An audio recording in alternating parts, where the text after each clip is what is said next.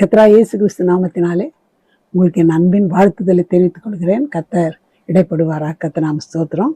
இந்த நாளில் எல்லாரும் குடும்பமும் ஆசீர்வாதமாக இருக்கணும், அப்படிதான் எல்லாமே விரும்பாங்க, தப்பே கிடையாது. ஐயோ எங்கள் குடும்பம் இடிஞ்சு போன மாதிரி இருக்குதே அப்படி யோசிக்கிறீங்களா? கவலையப்படாதீங்க. இதுக்கு வேதத்துலேருந்து ஒரு ஆலோசனை சொல்ல போகிறோம். வேதத்தில் ஒரு 2 குடும்பம். ஒன்று ஏலி குடும்பம். அந்த ஏலி அவர் ஆசாரியர், ஊழியம் செய்த மனுஷன்தான். ஆனால் அவங்களுக்கு 2 பிள்ளைங்க. அவங்க 2 பேரும் கர்த்தருக்கு பயப்படாத ஜீவிச்சாங்க, கர்த்தருக்கு விரோதமாக ஜீவிச்சாங்க, பயங்கரமாக பாவம் செய்தாங்க. தாப்பும் பேச்சுக்கும் அவங்க அடங்கலை, கீழ்ப்படியலை. அதனால் என்ன ஆயிடுச்சுனாக்கா, அவங்கள வீட்டில் அந்த வீடே இடிந்து போன மாதிரி இருந்தது. வசனம் பாருங்க, 1 சாமுவேல் 2:35. நான் என் உள்ளத்துக்கும் என் சித்தத்துக்கும் ஏற்றபடி செய்யத்தக்க உண்மையான ஒரு ஆசாரியனை எழும்ப பண்ணி அவனுக்கு நிலையான வீட்டை கட்டுவேன். அவன் என்னாலே அபிஷேகம் பண்ணப்பட்டவனுக்கு முன்பாக சகல நாளும் நடந்து கொள்வான். இப்போ இந்த 2 வீடு, ஒன்று சொன்ன ஏலி வீடு. அவங்க வீடு எப்படி இருந்ததுனாக்கா, இடிந்து போன வீடு மாதிரி ஆயிடுச்சு. வீடே நாசமாகி போச்சு. பிள்ளைங்களும் செத்து போனாங்க யுத்தத்தில் போய். அதை கேட்டு உடனே அவங்க ஆசாரியர் ஏலியும் அப்படியே விழுந்து அப்படியே செத்து போனார். ஒரு ஆசீர்வாதமே இல்லை. கர்த்தருக்கு விரோதமாக ஜீவிச்சாங்க, கர்த்தரை தேடலை. அதனால இந்த வீடு இடிந்து போன மாதிரி இருந்தது. ஆனால் அந்த நாட்களில் சாமுவேலுடைய வீடு நிலையான ஒரு வீடாக இருந்தது. இது காரணம் என்ன? சாமுவேல் வீடு நிலையாக இருக்கிறதுக்குன்னா ஏலி வீடு இடிந்து போகிறதுக்கு என்ன காரணம்னு பார்த்தா பாருங்க, சங்கீதம் 92:13 கர்த்தருடைய ஆலயத்திலே நாட்டப்பட்டவர்கள் எங்கள் தேவனுடைய பிரகாரங்கள் செழித்திருப்பார்கள். அதாவது கர்த்தருடைய ஆலயத்தில் நாட்டப்பட்டவர்னா கர்த்தரோடு ஐக்கியமாக இருக்கிறவங்க. கர்த்தரோடு ஐக்கியமாக இருந்து யார் யார் கர்த்தருக்கு பயந்து ஜீவிக்கிறாங்களோ அவங்க கண்டிப்பாக எப்படி இருப்பாங்கனாக்கா, அவங்க செழித்திருப்பார்கள்னு வசனம் சொல்லுது. அதனால் கர்த்தர் நம்ம செழித்திருக்கணும் விரும்பணும்னா நம்முடைய ஐக்கியம் கர்த்தரோடு இருக்கணும். அது ரொம்ப முக்கியம். அப்போ தான் நம்ம வீடு கட்டப்பட்ட நிலைமையில நிலைத்திருக்கிற ஒரு வீடாக இருக்கும்.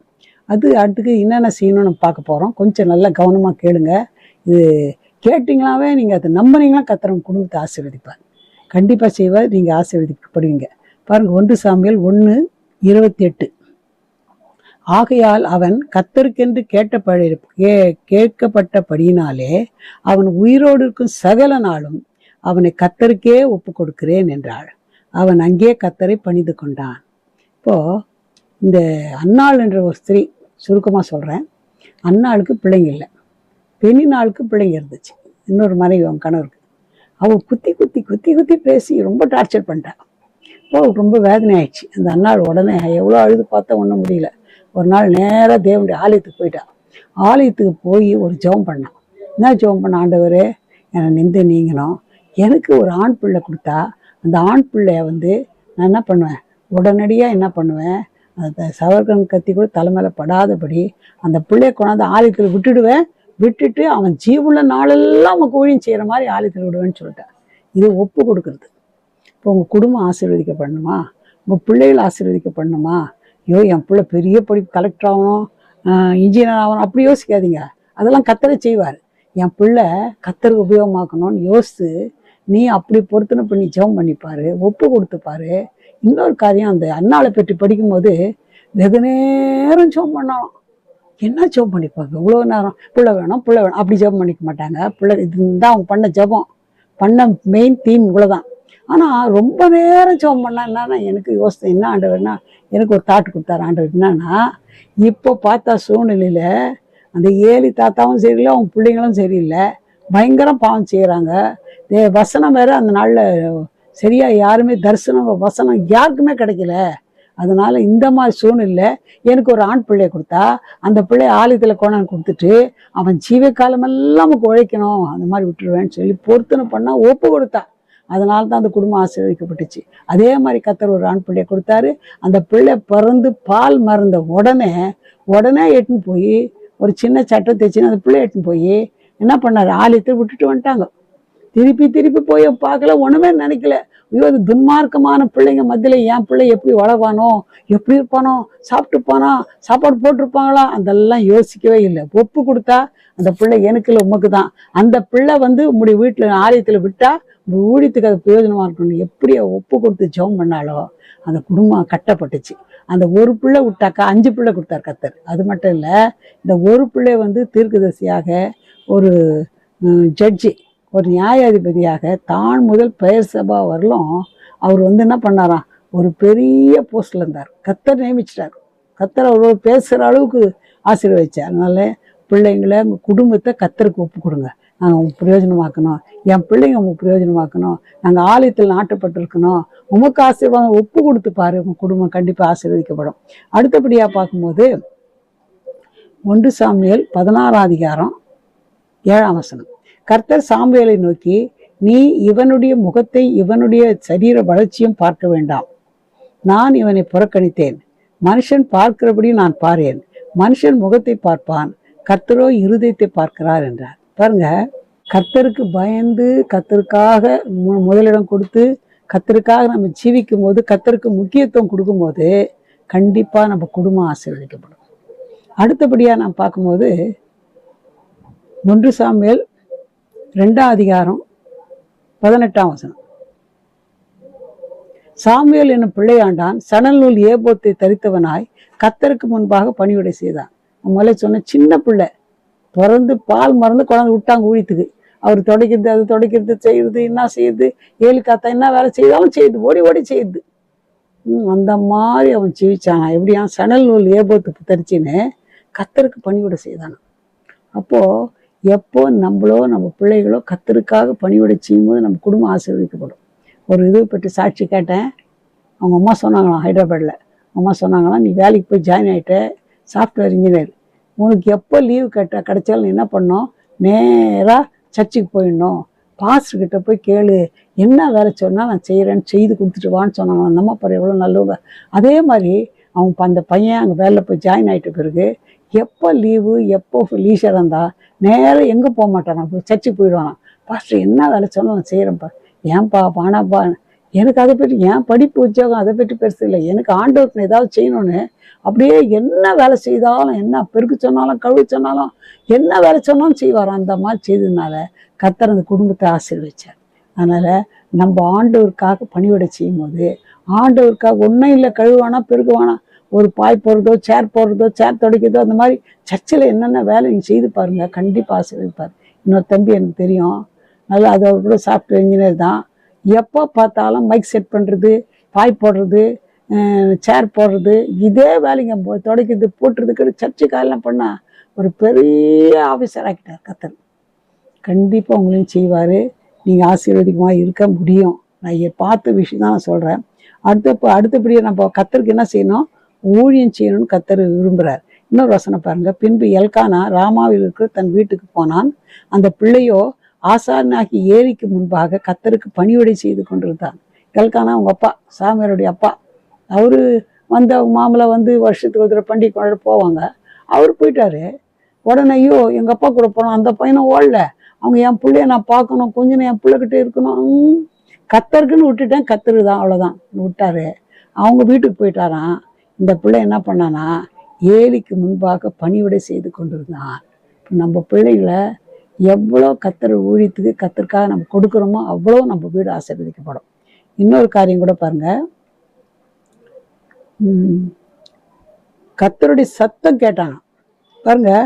1 சாமுவேல் 3ஆம் அதிகாரம் 4ஆம் வசனம். அப்பொழுது கர்த்தர் சாமுவேலை கூப்பிட்டார். அதற்கு அவன் இதோ இருக்கிறேன் என்று சொல்லி. சாமுவேல் எல்லாம் அவரு தூங்கிட்டாரு, சாமுவேல் தூங்கியாச்சு, அந்த ஏலி தாத்தா எல்லாமே தூங்கிட்டாங்க நைட்டு. ஆனா பாதி ராத்திரில கர்த்தர் சாமுவேலுன்னு சத்தம் கேட்குது. இவன் ஓடி என்னப்பா, என்ன தாத்தா, என்ன கூப்பிட்டீங்க, என்னான்னு கேட்டா, நான் அவனை கூப்பிட படுத்துக்க போனேன். அந்த மாதிரி 3 தடவை நடந்துச்சு. 3ஆவது தடவை அப்பதான் அவருக்கு ஸ்ட்ரைக் ஆகுது ஏலி தாத்தாவுக்கு. அடட நம்ம கூப்பிடலாம், ஓடி ஓடி வரானே, கர்த்தர் தான் கூப்பிட்டுருப்பாருன்னு இந்த தடவை கூப்பிட்டா முட்டி போட்டு கர்த்தாவே சொல்லும் அடியேன்னு கேட்குறேன்னு சொல்லு, கர்த்தர் தான் அவனை கூப்பிட்டுப்பாரு சொன்னா. அதே மாதிரி 3 தடவை ஆன பிறகு அதே மாதிரி சாமுவேலன் கூப்பிட்டு சத்தம் கேட்ட உடனே எழுந்துச்சு, கர்த்தாவே சொல்லும் அடியேன்னு கேட்குறேன்னு கேட்டான். உடனே கர்த்தர் என்ன பண்ணாருன்னா, அப்படியே நடக்க போற விஷயங்களெல்லாம் சொன்னார். அது வரலும் யாருக்குமே அந்த ஏழி தாத்தாக்கோ யாருக்குமே அந்த தரிசனங்கோ கர்த்தருடைய வசனங்கமே யாருக்கும் தெரியாதுச்சு. எப்போ அந்த குடும்பம் கர்த்தருக்கு ஒப்பு கொடுத்து அந்த சின்ன வயசுல கொடுத்து அந்த ஊழியத்துல எப்போ ஒப்பு கொடுத்து கர்த்தரோட ஐக்கியமா இருந்தாலும் அந்த சின்ன பிள்ளையோட நடக்க போகிற எல்லா காரியத்தையும் கர்த்தரே வெளிப்படுத்தினார். முக்கியமா கர்த்தருடைய சத்தத்தை கேட்டார். அப்போ நீங்க கர்த்தருடைய சத்தத்தை கேட்குறீங்களா? இப்போ கர்த்தருடைய சத்தம் கேட்குறீங்களா? எங்களுக்கு ஆசிரியர் மேலேருந்து வரலன்னு யோசிக்காதீங்க. வேதத்தை ஒழுங்கா படிங்க. கர்த்தர் வசனம் மூலமா கர்த்தர் உங்களோட பேசுவார். பாருங்க, 1 சாமுவேல் 3:19 சாமுவேல் வளர்ந்தான், கர்த்தர் அவனோடு கூட இருந்தார், அவர் தம்முடைய எல்லா வார்த்தைகளிலும் ஒன்றையாயிலும் தரையிலே விழுந்து போக விடவில்லை. இதுதான் ஆசீர்வாதம். பணங்குது, காருக்குது, பங்களாக்குது, இதுக்குது, அதெல்லாம் ஆசீர்வாதம் இல்லை. இதெல்லாம் இருக்கும், இன்னைக்கு இருக்கும், நாளைக்கு போயிடும். இது ஆசீர்வாதம் இல்லை. இதுக்காக கவலைப்படாதீங்க. இது இருக்குதுன்னா பெருமைப்படாதீங்க, இல்லைன்னா கவலைப்படாதீங்க. கர்த்தரோடு இருக்கிற ஒரு வாழ்க்கை ஆசீர்வாதமான வாழ்க்கை. சாமுவேலு தாய் தாப்பு ஒப்பு கொடுத்துட்டாங்க. அவன் ஒழுங்கா கர்த்தரோடு இணைந்து வாழ்ந்தான். கர்த்தர் அவனோட பெரிய காரியங்களை வெளிப்படுத்தி கர்த்தர் என்ன பண்ணாரு? ஆசீர்வாதமா நடத்திட்டார். அதனால நம்ம கர்த்தர் பாருங்க, ஒரே ஒரு தம்முடைய எல்லா வார்த்தைகளும் ஒன்றே தரையில் விழுந்து போகல. என்னென்ன வெளிப்படுத்தினாரோ பேசினார், அந்த காரியங்கள் எல்லாம் நிறைவேற்றினார். உங்க குடும்பம் ஆசீர்வதிக்கப்படணுமா? உங்க குடும்பம் கட்டப்படணுமா? கர்த்தரோடு பயந்துருங்க, கர்த்தரோடு இருங்க, கர்த்தருக்கு ஒப்பு கொடுங்க, கர்த்தருக்கு சாட்சியா இருங்க. கர்த்தர் அற்புதம் செய்வார். கடைசியா தேவனுக்கு முன்பாக முழுமையா நம்ம கீழ்ப்படிந்து நடக்கணும்னு கர்த்தர் விரும்புகிறார். பாருங்க, 1 சாமுவேல் 2:25 மனுஷருக்கு விரோதமாய் மனுஷன் பாவம் செய்தால் நியாயாதிபதிகள் அதற்கு தீர்ப்பார்கள். ஒருவன் கர்த்தருக்கு விரோதமாய் பாவம் செய்வானானால் அவனுக்கு விண்ணப்பம் செய்யத்தக்கவன் யார் என்றான். அவர்களோ தங்கள் தகப்பன் சொல்லை கேளாமற் போனார்கள், அவர்களை சங்கரிக்க கர்த்தர் சித்தமா இருந்தார். இதுக்கு முன்னால் சொன்ன பாருங்க, ஏலி தாத்தா பிள்ளைங்க 2 பேரும், ஏன்பா மனுஷருக்கு விரோதமா பாவம் செய்த நியாய ஜட்ஜிக்கிட்ட போனாக்கா அது பண்ணுவாங்க, நீ கர்த்தருக்கு விரோதமா இவ்வளவு பயங்கரமான பாவம் செய்தாக்கா இது யார்கிட்ட போய் விண்ணப்பம் பண்ண முடியும் சொல்லி கேட்டா அவங்க கண்டுக்கவே இல்லை. அவங்க அப்பா சொன்ன ஒண்ணுமே கேட்கவே இல்லை. கடைசியில கர்த்தர் யோசிச்சாரு, இவங்களெல்லாம் வச்சு பிரயோஜனம் இல்லைன்னு அவங்கள என்ன பண்ணா, சங்கரிக்க கர்த்தர் சித்தமானாரு. அதே மாதிரி யுத்தத்துல அவங்க 2 பேருமே செத்துட்டாங்க. அதே போல அவங்க 2 பேரும் செத்து அத்தை கேட்டு அவங்க அப்பா அப்படியே வயசானவர் அப்படியே விழுந்து செத்த போயிட்டார். அந்த குடும்பமே நஷ்டப்பட்டு போச்சு. அதனால நம்ம கர்த்தருக்கு கீழ்ப்படியணும். இது கர்த்தர் நம்ம இடத்துல எதிர்பார்க்கிறார். பாருங்க, யாக்கோபு 4:7 ஆகையால் தேவனுக்கு கீழ்ப்படிந்திருங்கள், பிசாசுக்கு எதிர்த்து நில்லுங்கள், அப்பொழுது அவன் உங்களை விட்டு ஓடி போவான். இப்போ கர்த்தருக்கு கீழ்ப்படிங்க, பிசாசுக்கு எதிர்த்து நில்லுங்க. அப்போ கர்த்தர் என்ன பண்ணுவாரு? நம்மளோட கர்த்தர் ஆசை. கீழ்ப்படிது எப்படி கீழ்ப்படியுது? ஏன்னா சசிரின் மாதிரி அவங்ககிட்ட மாதிரி பேசுறது இல்லை. இன்னைக்கு வேதம், அந்த நாள் இந்த மாதிரி வேதம்லாம் கிடையாது. இன்னைக்கு பைபிள், பிரிண்டட் பைபிளே இருக்குது, எல்லா லாங்குவேஜ் ஏறக்குறைய இருக்குது. நீங்கள் என்ன பண்ணணும்? வேதத்தை கண்டிப்பாக ஒவ்வொருத்தரும் ஒரு வேதத்தை வாங்கி பிள்ளைங்களும் படிக்கணும், நீங்களும் படிக்கணும். கர்த்தரை தேடணும். அதிகாலையில் எழுந்துச்சு உடனே என்ன பண்ணணும்? பைபிள் படித்து ஜெபம் பண்ணி பாருங்க. கர்த்தர் வசனம் படிக்கும்போது கர்த்தர் நம்மளோட பேசுவார். அந்த வசனத்துக்கு கீழ்ப்படிங்க, கண்டிப்பாக கர்த்தர் என்ன பண்ணுவார்? நம்மளை ஆசீர்வதிப்பார், நம்ம குடும்பத்தை கட்டுவார், குடும்பத்தை ஆசீர்வதிப்பார். இப்போ நீங்கள் அதை உங்களுக்கு நல்லா புரிஞ்சிருக்கோன்னு நினைக்கிறேன். சாமுவேல் குடும்பம் ஏன் கட்டப்பட்டுச்சு, ஆசீர்வதிக்கப்பட்டதுன்னு தெரியும். அதே போல் இந்த ஏலி தாத்தா குடும்பம் அதை கட்டப்பட அழிக்கப்பட்டு போச்சு. அதனால நம்ம குடும்பத்தை ஆசீர்வதிக்கணும்னு தான் கர்த்தர் விரும்புகிறார். நீங்கள் ஆசீர்வதிக்க பண்ணணும்னு சொன்னால் கர்த்தருக்கு பயந்து ஜீவிங்க, கர்த்தருக்கு கீழ்ப்படிந்து ஜீவிங்க. அப்புறமா கர்த்தருக்கு எல்லா காரியத்திலும் ஒப்பு கொடுத்து என்ன பண்ணுனாக்கா அவருக்கு ஏதாவது உங்களால் முடிஞ்ச ஊழியத்தை செய்யுங்க.